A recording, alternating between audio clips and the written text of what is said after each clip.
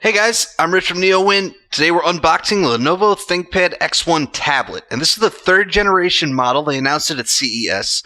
I did review the second generation model last year, and it was actually one of the first ThinkPads that I reviewed. And while I loved it, it did have its shortcomings, such as a Core M or Y series processor, which is what Intel's calling it now. The M5 and the M7 have been rebranded to i5 and i7 Y series, and the screen was a little small. The kickstand, it wasn't a great kickstand, and pretty much all that stuff has been resolved with this year's model. So I'm pretty excited to review this. So let's get this open, and we can see here's the device, the tablet itself, and what we can see is that the screen is a little bigger this year. It's 13 inches now. You can see the box was a little open when I got it, so this unit has likely been reviewed by someone else, which is fine and normal. But we have the fingerprint reader over here still. And yeah, so the screen's a little bit bigger. We have a U-series processor, so big upgrade in the processor this year. The M3 and the i5 and i7 Y series, they're all dual core. In fact, last year's U series was dual core as well. This year, the U series is quad core. So we have an upgrade from a dual core 4.5 watt chip to a quad core 15 watt chip. Now, U series, the 15 watt chips, that's what you'll typically find in any Ultrabook. And we're starting to see more and more tablets and these slimmer form factors use that U series because the Y series is really underpowered for many use cases. So here we have the keyboard, and it does come with everything. Unlike a Surface Pro, which you would need to buy the keyboard and the pen separately, this should come with everything that you need. And that was one thing that I loved about the X1 tablet second generation is the keyboard. This is actually a very sturdy keyboard to type on compared to a type cover from a Surface Pro. So let's see what else is in here. All right, lots of stuff in this package, I gotta say, and it's kind of interesting how they package this stuff. All right, so here is the ThinkPad Pen Pro, and we have a quadruple A battery in here for it. I prefer rechargeable pens, and I'm starting to see that's a little more popular these days with Huawei had a rechargeable pen. HP's newest pen is rechargeable with USB Type-C, and that's starting to become more of a popular option. And that's what I prefer. So we have a pen loop here. The reason I prefer a rechargeable pen is because you don't want to be stuck in a situation where you're on the road and that quadruple A battery runs out. Power cable. I assume that the power brick is somewhere else. There's some paperwork in here, too, that we're not going to look at. And yeah, here's the power brick. Should charge through USB Type-C. And there you have it, USB Type-C. So now let's power up the device. All right, so here it is, powered up. Over here we have two USB Type-C ports. So the specs that Lenovo lists on its website, it says two USB 3.1 Gen 2 Type-C. And then it also says Thunderbolt 3. So I'm guessing that one's an option. It doesn't. I'm really not sure which one this is. It should be Thunderbolt, I believe, based on the icons. But here's the difference. USB 3.1 Gen 2 is 10 gigabits per second with a DisplayPort lane. Thunderbolt 3 is 40 gigabits per second. So big difference there. However, Gen 2, USB 3.1 Gen 2 is actually kind of rare, where typically what you see in non-Thunderbolt USB Type-C ports is Gen 1, which is 5 gigabits per second. So that is impressive. And there are also many Thunderbolt 3 ports that are chopped down to 20 gigabits per second. Only 2 lanes are active. So what I'm saying is that I'm not completely sure what those 2 ports are. They're USB Type-C ports, and you can charge the device with them. Over here, I should say also, we have a SIM card slot.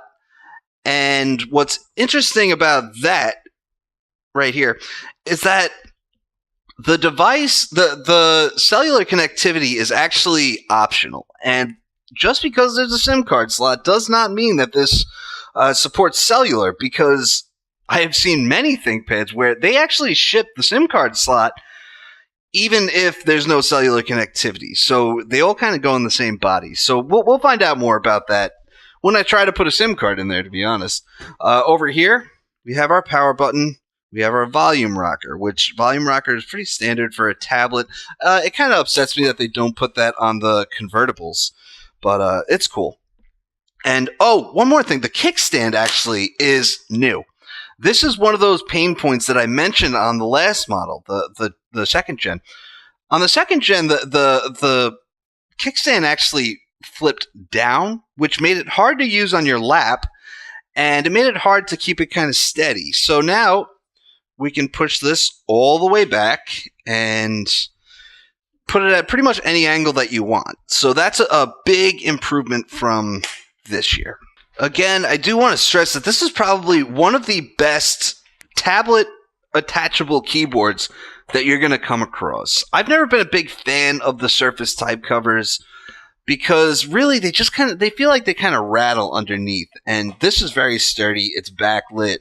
Oh, by the way, the Surface type covers are also backlit, but it's really just one of the best tablet attachable keyboards that you're going to come across, because to me, it's something that not a lot of companies have really done well yet, and Lenovo has. And Lenovo, one of my favorite things about ThinkPads is that they tend to fix things that are minor pain points to users. So going back to the keyboard, which I always love ThinkPad keyboards. Look at the X1 Yoga, where when you convert it into a tablet, these keys actually retract. And it's one of those minor pain points that Lenovo seems to work out in ThinkPads a lot. And that's really why they charge a premium on these. This has a Core i7-7650U processor, which means that it is vPro. This ships with Windows 10 Pro. And like I said, a lot of improvements over last year's model. 13-inch display is now 3000 by 2000. Right, it's a beautiful screen. This is going to have Alexa support because there are far-field voice microphones. However, it does not ship with Alexa, and it should show up as a software update at some point. And that should arrive through the Lenovo Vantage application, which is where you would get your drivers and firmware updates, because those don't come through Windows Update. The only thing you get through Windows Update is Windows Updates. So if we look on this side, underneath the kickstand is where we'll find the slot to pop the pen loop in, which is kind of a pain, but it's meant to be tight, I guess, so the pen doesn't fall off. So yeah, once that goes right in there, there's our slot for the pen. And I'm not a huge fan of pen loops. Would have been great if we could. Do you want to configure pen? No, I don't. Not right now, at least. BIOS update. Would have been really cool if Alexa just showed up right now, because we'd have a story to break. Because I keep trying to get Lenovo to tell me when the Alexa update is coming, because there are 3 X1 ThinkPads on the market. X1 is the flagship brand, and the Carbon, the Yoga, and the Tablet. I've already reviewed the Carbon and the Yoga. I'm currently reviewing the Yoga 730. All these are supposed to get Alexa support at some point, and it just hasn't arrived yet, and they won't tell me when it's coming. So hopefully soon on that, because I'm running out of stuff to review with Alexa support that's just not there yet. But speaking on the full ThinkPad lineup, like I said, there are 3 X1s currently, at least. Those are the flagship models, and then there are about 8 other ThinkPads that were refreshed at CES. That's the X series, the T series, and the L series. So you have the T480, the T480S, the T580. Those are more workhorse type of things. And there's also the P series, which was not refreshed yet this year. Those are mobile workstations. So those are you got the 45-watt 8 series processors, Quadro graphics, and so this is the X1. This is the X1 tablet, and it's meant to represent the best of what ThinkPads have to offer right now. Okay, so like I said, it does have the far-field voice mics, which will work for Alexa eventually, but they'll also work for Cortana. So at some point, you're going to be able to call the voice assistant you want and get that voice assistant. So we can see Again, no Alexa, no extra software, no McAfee. The only extra software you're getting is what Microsoft puts on there, like Candy Crush Saga, Candy Crush Soda Saga. And I'm really a big fan of when they don't add McAfee. McAfee to me is one of the worst things that an OEM can put on a device. All right, and as far as the pen loop goes, it's okay. I like that idea. There are various different ideas for what you can do with a pen. Microsoft with the Surface attaches it magnetically. It just snaps to the side. Dell does the same thing with the XPS 15 2-in-1. Magnetic is becoming very popular, but my problem with that is a lot of times you'll just throw the laptop in a bag and the pen falls off and it's at the bottom of your bag. You gotta dig it up. You might lose the pen at some point, and these pens aren't cheap to replace. I believe this one is $79.99. Don't quote me on that. I know the Surface Pen is $99.99, so if you lose it, you don't want to. I'm not a fan of pen loops, particularly just because they stand out. It's out there. What I really like is on the ThinkPad X1 Yoga, where it's actually, there's a spot embedded in the device, and you just kind of tuck it in there, similar to what you would do on a Samsung Galaxy Note phone. So I understand that they want a full-size pen, because the one thing that you get with a pen that's embedded in the device is that it's smaller.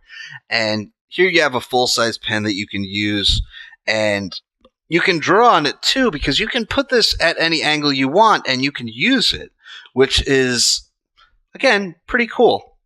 So to wrap this up, we have the larger screen this year, 12.5 inches to 13 inches now, and that's 3000 by 2000. The screen is a little bigger. The processor's better, which is a huge difference from a 4.5 watt dual core Y series processor to a full 15 watt quad core U series processor. And so this is on par with any Ultrabook that you have out there. The kickstand is a lot better. That's a huge pain point that they solved. And it's about it.